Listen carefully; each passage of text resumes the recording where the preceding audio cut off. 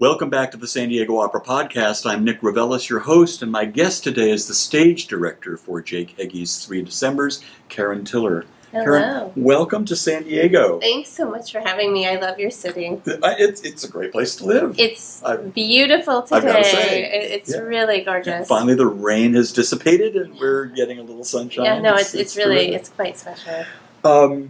This piece is, in my mind, such a wonderful, in many ways, a miraculous piece.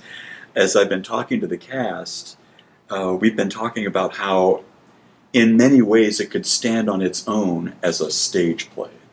There's no question. Yeah, it's written so well from the dialogue standpoint. Gene Shear, and of course, based on a play by Terrence McNally.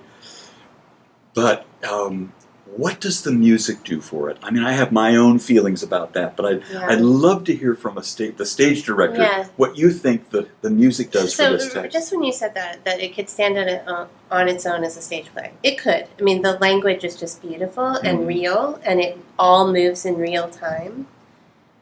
But Jake's music informs the emotional content of this piece in a way that it would be a pale version without it. I mean, it really, Jake, I don't know, I think this piece is so exceptionally well wrought. And if you just listen, it sort of tells you what to do. I mean, the music actually really informs the action of the piece itself. So even though the language is really fabulous, it should stay an opera because it's just so much more with Jake's composition. It's an incredible piece of work, and it's fun. It's fun to work on it because it's all in real time. We don't sing an aria about something and then stop, and we just go. We start and we go, and it unfolds very naturally. Absolutely, absolutely. It's conversational. In fact, we've talked a lot about that in rehearsal. That it's a conversational piece. We're sitting here having a conversation, and if we were having a more elevated conversation, it would make sense for Jake to score it because it's really, that is exactly what this piece is, and also I think his music really colors our characters too. I mean, we sort of feel their pain or their happiness or their hope or their despair, all musically as well as through the dramatic action. So it's fun to work on. How did your connection with the piece first happen? Now, you've directed it 3 times. 3 times. How did you come to it the first time? Yeah, so I directed it in Hawaii the first time. I live there. That's where I live. And Flicka and Kristen were both in that cast. And this piece was created, the role of Maddie was created for Flicka. Right. So I was a little, she's Frederica von Stade. I was a little, we all are that way until we meet her. Exactly. Until you meet her, you're like, okay, not only am I working with this amazing operatic icon, but it's a role that was created for her. Yeah. So I was a little intimidated. And then you meet her, and then it's just, but I think we've now had the wonderful opportunity to do it 3 times together. And we always approach it newly every time we meet because there's more to find. There is always more to find. There's always more to talk about. That's actually my first day of rehearsal for every single time has been discussion, character development, conversation about who these people are, how they interact. And then we find even though the 2 of these singers have done it 3 times. But millions of times. Yes, they have, even before me. Yes, absolutely. But that's where we start because I think the piece really requires that. It demands that. It's fun. I just have to say that for me, dream come true to work with them so often on this piece. It's really amazing. There are many moments in this piece that are absolutely delicious, that are fun. I love that word, delicious. It is delicious. That are fun, that are poignant. Now, I've spoken enough in these interviews with the singers about what the piece is about in terms of it's a family drama, a mother who is sometimes present, sometimes absent, a family secret. But if you were to pare it all down to a word or a phrase, what's it about? What do you feel like all of you as a corporate group are trying to communicate to an audience very simply, right down to the core? Okay, so this is a quote from the show. Real life is messy. Ah, and it's a great line. and it's so true. And it's so true. And that I think is why everyone who sees this show, it resonates with them in some way. Because real life is messy. Yeah.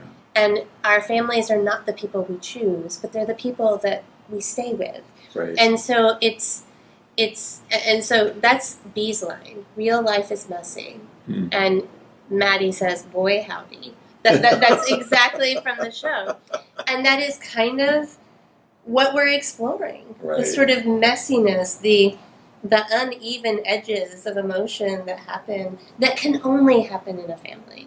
Because that is when we feel the most comfortable to hurt the people we care about, right? But it's also the place where we feel the most... Sorry about the traffic. No worries. It's also within the family that we feel the most vulnerable. Absolutely. Right. No, it's so complicated, I think. So we feel comfortable to lash out, but we feel so much more wounded when we're on the receiving end of that. Yeah. And only in a family dynamic, I think, does that happen. Because if it's in a work setting or something like that, we can usually slough those things off. Right. But not in family. No. So I think it's one of the reasons why we always find something different, because interestingly, every time the three of us have done this together, there's always been a new Charlie. We've never had the same Charlie. Oh. So it's interesting. Yeah. And that brings a whole nother, because each of these acting singers are different, and they come to the role of Charlie differently. Yeah, and so it's a new dynamic. It changes the whole dynamic, which is really fun. Yeah. It's really fun. I never thought of that, but that's, your favorite moment in this piece, and hopefully without giving away too much, is there a favorite moment for you that you always look forward to now that you're coming back to it the third time? Well, I have favorite moments dramatically, and then I have favorite moments musically. I mean, some of Jake's music is just so beautiful. And there's a sequence which is a lullaby, which is all three of them in different cities singing the same lullaby that their father sang.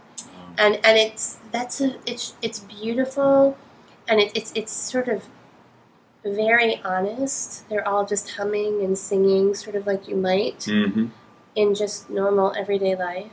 So that's sort of one of the musical moments for me. Of course, a lot of the music is beautiful, but I think dramatically, the scene that gets my heart racing is the reveal of the secret, right? Yes. And there's a lot that can go wrong, like from a stage direction perspective. And so every time I sit in the audience, I mean, literally my pulse starts going faster because, but it's also just, again, it's such a real, raw, unfiltered moment.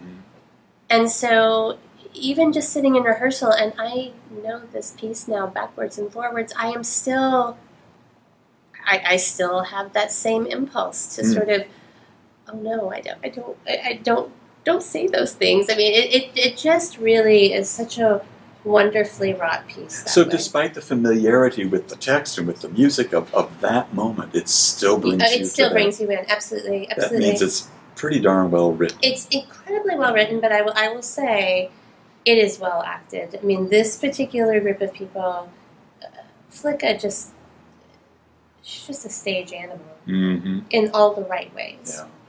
And so even when she's saying things that make you not like her, you still like her. Because she has that chemistry, that connection to audience that is quite unique in this world. And Kristen as well, and Steven in this show, they're all just really great singers. They're really great actors. And they've bought into we've created a world. And they have created the world. That's extraordinary. Speaking of the world and where the world is staged, I understand now you've all gone out Yes, we to have. take a look at the theater, At Fame, which yes. is new to us. Yeah. And your impressions? I can't believe it's on a high school campus. I know. I was like, this is not like my high school. I just want to say, no, it's really lovely, very beautiful.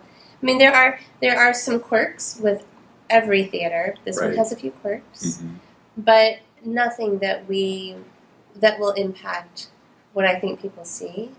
And I actually love that when you walk into the space, it's bright and light, which is very unusual. You're right. Yeah, that's It's true. a very unusual sort of feel for a theatrical space.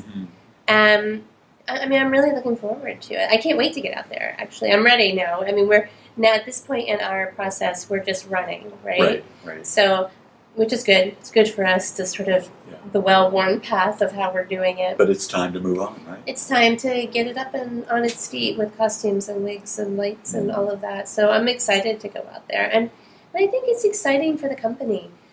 I had the chance to have lunch with David, and I just love the idea of the series. I love the name of it. I love that it's a detour. Yeah. I think that in some ways it's just perfect for this piece to be on this series because it is also a detour, right? Absolutely. It's opera, there's no question. I mean, Jake is a very prolific opera composer. But it's also theater. Mm-hmm. And it's also easily digestible. It's 90 minutes. We don't stop. I mean, all of those things that make it, I think, accessible to a broader audience beyond our Carmens and Bohems. It's very exciting. It's also opera in a new way. Yeah. And in a very American language, both literally and musically. Yeah, I agree with you, 100%. And so I think its approachability, I think the fact that it is very American, it accounts for that approachability. I agree with that.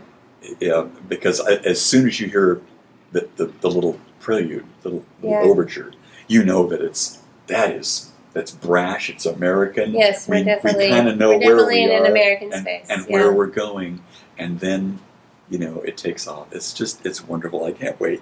Thank you so much for spending time with us and with my audience. We open in a week, so get your tickets. Exciting. And thank you. Oh no, thank you. Aloha.